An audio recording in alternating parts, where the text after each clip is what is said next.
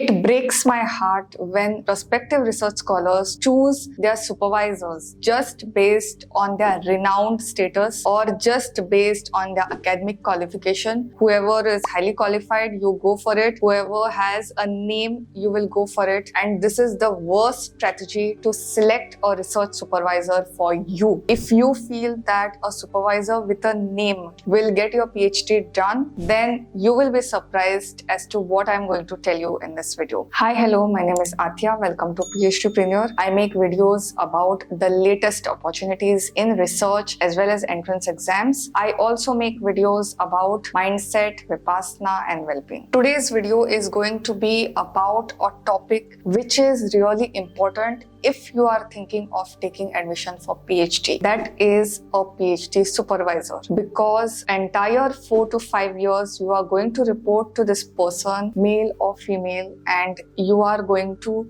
the university or the institute where you work will be represented by your supervisor. So if this one decision goes fail, then there is nothing that you can do about your PhD. I have actually seen students leaving their course because of their research supervisors. When I was researching for this, I came across a quote. People don't leave companies, they leave managers. Research scholars don't leave PhD, they leave their PhD supervisors. This is something that really struck me, and as a research scholar, I have seen this myself. I have seen multiple students leaving their PhD in 5th year. You can just imagine the gravity of this problem. Today, I want to address this once and for all as to what to expect in a supervisor and what not to expect. In today's video, I will be discussing about the 3 levels at which you get to choose a supervisor. We will also speak about what not to do while choosing a supervisor and what expectations to have right before you move in with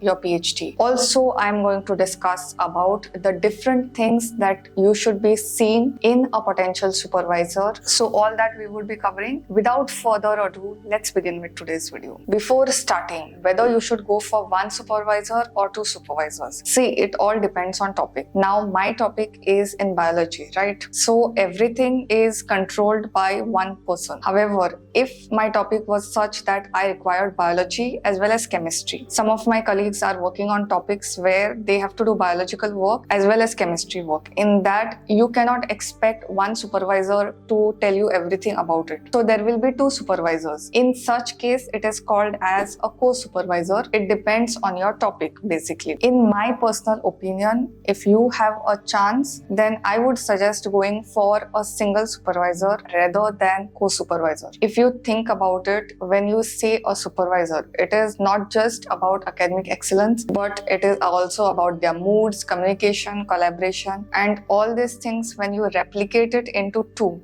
then it can become too much to handle. How many supervisors you have will ultimately depend on the topic, but if you have the option of selecting in any point, then my suggestion would always be a single supervisor. There are 3 things that I always ask research scholars to look for. First, academic excellence. What is the academic profile of that person? How many publications have been published? What is that person's actual level when it comes to the profile? Okay, that is something that you would want to choose. Secondly, personality. This is by far the most important part. If the person does not have academic excellence, if say suppose they are average, we are not going for renowned one. If they are average, they have published some papers and maybe not as much as the other faculty in the department. However, if they are approachable, then let that be the deciding factor than the academic excellence. PhD is not just 1 year, it's like 4 to 5 years on an average. You can finish before that, but on an average. You don't want to be with a person with whom you are scared of asking questions, with whom you don't want to interact, with whom you have hatred in your mind. We don't want a person like that. Even if that person is well accomplished or has good status, even if that is the case. The third thing that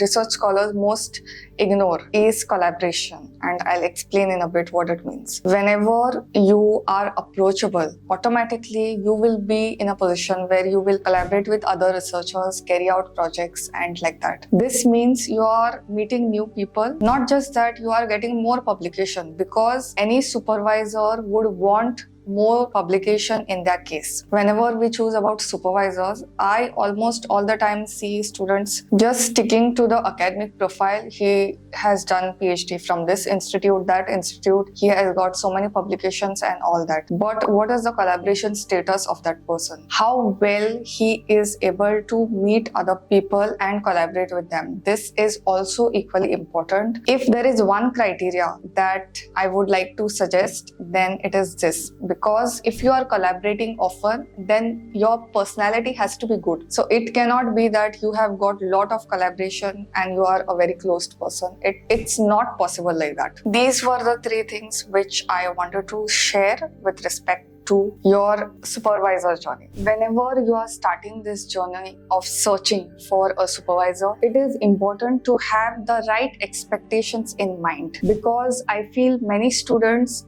just go on and start with their search and they expect their supervisor to do these things for them, when it is not their actual job. It's not the job of your supervisor to plan experiments, to write thesis, and to give you ideas. It's not their job. It's your job to come up with ideas, and they will select the best for you. Think of it like a stylist, okay? What does a stylist do? If you come up with 10 outfit ideas, tell your stylist, all this I like, I want to do all this. Your stylist will tell you what suits on you. So that is the role of a research supervisor.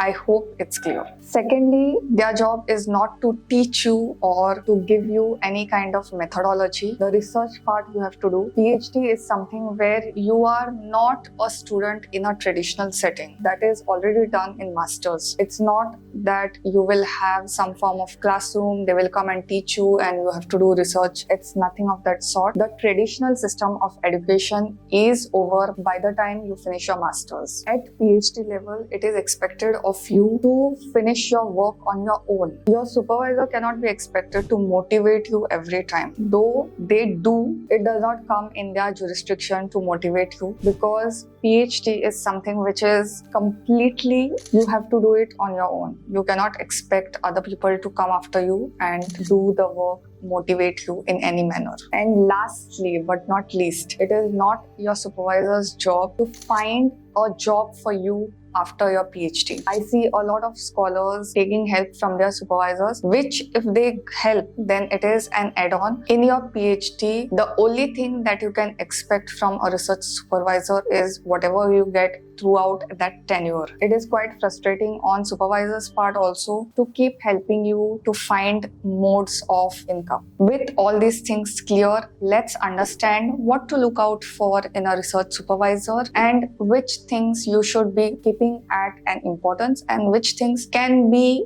a compromise sort of. So the first thing is substantial research expertise, the kind of publications, and not just the kind of publications, but with respect to the impact factor also. Also see if they are the editors of any journals or book chapters or something of that sort, because when you are an editor of an article of a reputed journal, that means you have a reach over there. There should be recent publications. It's not like publications are there 5 years back and in these 5 years there have been no publications. Also articles and all should be updated. Their knowledge also should be updated. Also a background in organizing and presenting at conferences is also appreciated. A supervisor should be clear with their own career plan. If they are about to retire or about to change field, in that case it can lead to a little bit of upheaval in your work also. I was recently speaking to a scholar and he said that his supervisor